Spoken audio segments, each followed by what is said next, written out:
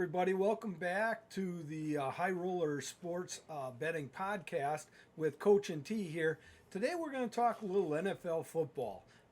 NFL for me is really fun. I really enjoy having money on the line on Sundays and watching teams play and really analyzing the games. And it just makes watching an NFL game, that experience, just that much more pleasurable. And I think it can be very profitable to you as well. And what T and I are going to talk about today is really some of the preseason numbers that we see of teams that are going to win the division, or what their odds are to win the division, and some overall over and under numbers for their win totals as well. I think there is some value out there that you can find, but once again, these are areas where you really want to shop lines, don't you, T? Yeah, absolutely. You really want to check your casinos out, see which ones are giving you the best lines possible, so that you can maximize your profits on this, because it is an area where you will see a lot of difference from casino. Well, you won't see a big difference, but you will find some difference from casino to casino. And a little bit about how I break things down. I do my own power rankings. I do each team, and what I really take into consideration, I think some of the big factors. Number one, quarterback. Quarterback in the NFL is a lot. You're just not going to win ball games in the NFL if you don't have a quarterback that can flat out play.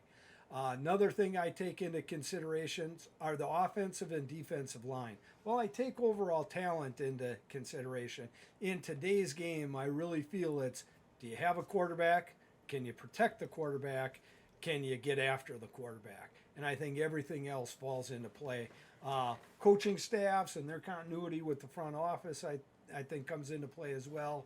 But I've seen great quarterbacks. Tom Brady throughout the years has had good talent at his pass catching spots. But, it was James White who set Super Bowl records when they played in the Super Bowl and came back on Atlanta. So I've seen, good NFL players become great NFL players, especially when they got the right play caller and the right coach. Do a little breakdown on how you break things down. Just kind of hit the high points. So I do it a little bit differently. Some of the things that I really take into consideration, I agree with the quarterback, O-line, D-line being very important in the NFL.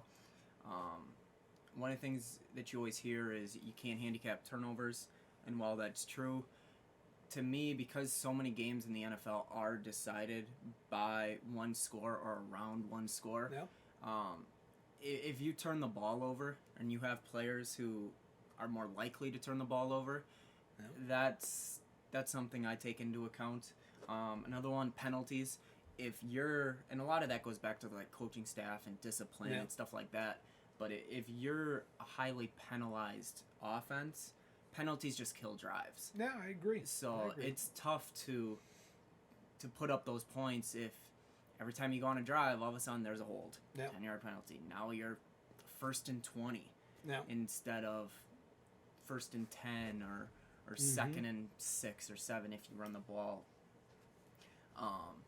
But then skill position I think is important. But I think, to your point, the quarterback can really make the wide receiver group. Yeah. The O-line can really help with all that as well, because if you give a quarterback time, a lot of these guys are talented. I mean, and we'll get into it, Justin Fields in Chicago is talented, but he's always running for his life. Yeah. That leads to him having more interceptions than touchdowns. Yeah, I would agree with that. And we'll get into each one of those areas specific. Well, get into more detail as we go along with this podcast. Let's move on to the AFC East, where, in my humble opinion, this is really a quandary for me.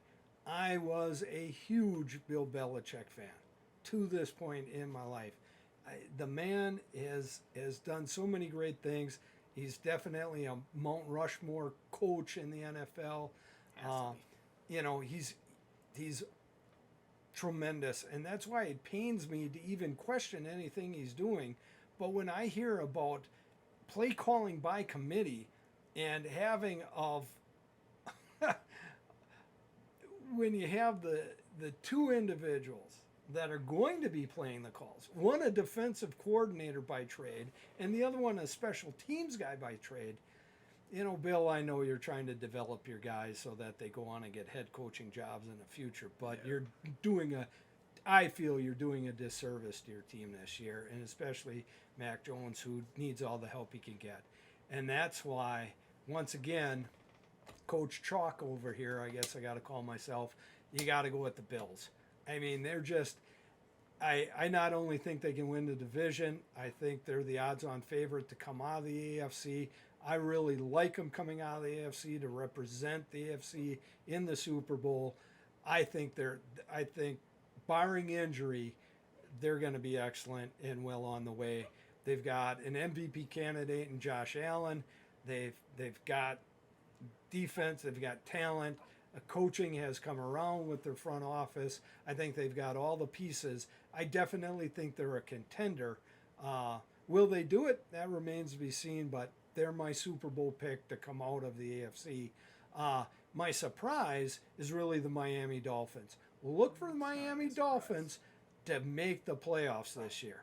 I think Tua will have a good year, and the reason being he's got a decent offensive line, and he will be asked to do what Tua can do. Throw slants, throw short passes, outs, slants, get the ball to his receivers on time and on target, and let those guys run.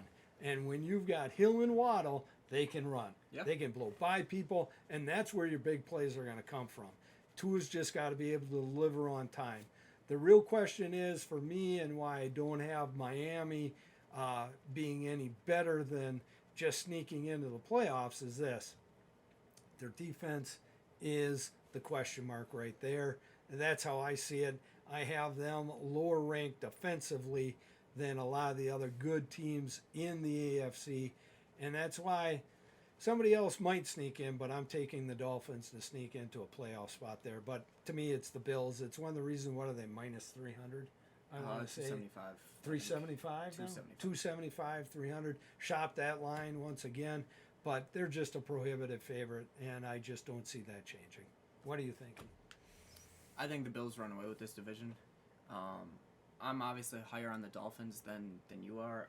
I think the Dolphins are that last playoff team in the AFC. I think they'll get the wild card along with teams from the AFC West. Yeah, I agree. I don't see Buffalo losing. Barring injuries, I think they've got one of the best defenses in the NFL. They've got one of the best offenses in the NFL, top 5 total offense, top 3 scoring offense. The only thing with Buffalo that can hold them back is they were penalized offensively quite a bit.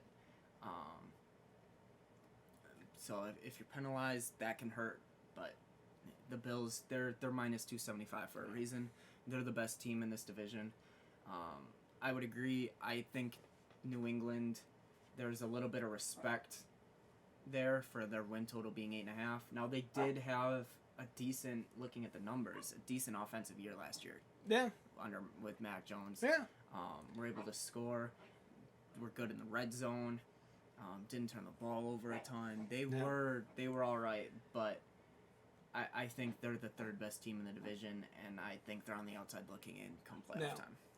And the reason why I would give them those numbers last year is you got to remember Josh McDaniels, who I have a lot of respect for as an offensive coach, was there. Matt Patricia, come on. You really expect him to dial up something special in the red zone? He's a defensive guy. What are you thinking, Bill? Go, I don't get it. People flock to learn under you. You could have had any young offensive guru you wanted come in and learn the New England way, and you went back to Matt Patricia to call plays? Yeah, far from me to question one of the greatest coaches of all times, but that just, I don't know, just doesn't make any sense. I hope I'm wrong. I hope you prove me wrong, and Bill, I owe you. You come out to Vegas, and I'll owe you one if Matt Patricia turns into a great play caller. I just don't see it happening, and I don't even want to talk about the Jets.